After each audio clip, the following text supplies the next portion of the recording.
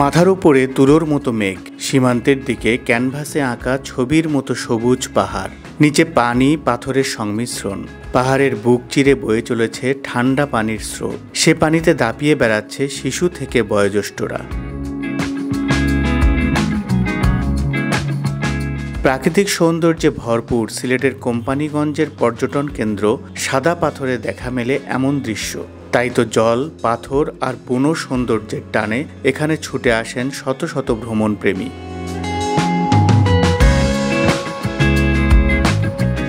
ভোলাগঞ্জের সাদা পাথর অঞ্চলটি ধলাই নদীর তীরে অবস্থিত, যদিও পুরো সিলেট জুড়েই চোখ ধাঁধানো সবুজের হাতছানি। যেদিকে চোখ যায় সেদিকেই ছোট বড় টিলার মতো পাহাড়গুলোকে মুড়িয়ে রাখা চা বাগান, আকাশ, সবুজ ক্ষেত, ছোট বড় নদী, খাল।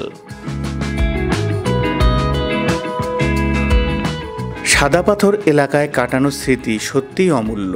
সেখানে গেলে আপনি প্রকৃতির মায়া অনুভব করবেন। ভোলাগঞ্জ এলাকা থেকে স্থানীয় লোকজন পাথর উত্তোলনের মাধ্যমে জীবিকা নির্বাহ করেন। এটি সিলেটের পাথর শিল্পের একটি গুরুত্বপূর্ণ কেন্দ্র, যা স্থানীয় অর্থনীতিতে বিশেষ অবদান রাখে। পাথর উত্তোলনের কাজ কঠিন হলেও এখানকার মানুষ এ কাজের সঙ্গে অনেকদিন ধরেই সম্পৃক্ত। প্রাকৃতিক সৌন্দর্যের পাশাপাশি এই পাথর উত্তোলনের দৃশ্য পর্যটকদের জন্য বেশ কৌতূহলের।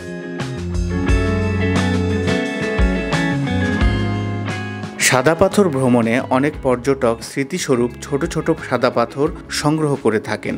পাথরগুলো তাদের জন্য একটি সুলোক সন্ধানের প্রতীক হিসেবে কাজ করে, যা তাদের মনে সারা জীবনের জন্য সতেজ স্মৃতি রেখে যায়। এর মাধ্যমে পর্যটকরা শুধু ভোলাগঞ্জের সৌন্দর্যই মনে রাখেন না, বরং সেই মুহূর্তের আবেগ, হাসি ও আনন্দের স্মৃতি নিয়ে ফেরেন।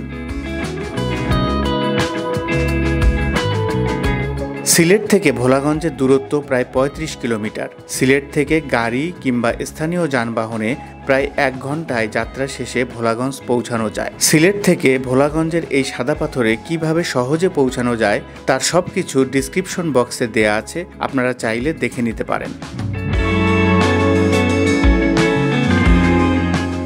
সিলেটের ভোলাগঞ্জের এই সাদা পাথর সত্যিই এক প্রাকৃতিক সৌন্দর্যে ভরপুর, কিন্তু সাম্প্রতিক সময়ে পাথর উত্তোলনের কারণে এর সৌন্দর্য অনেকটাই হারিয়েছে। আমরা আশা করি আবার সেই পাথর প্রতিস্থাপনের মাধ্যমে তার হারানো সৌন্দর্য, ঐতিহ্য ফিরে পাবে।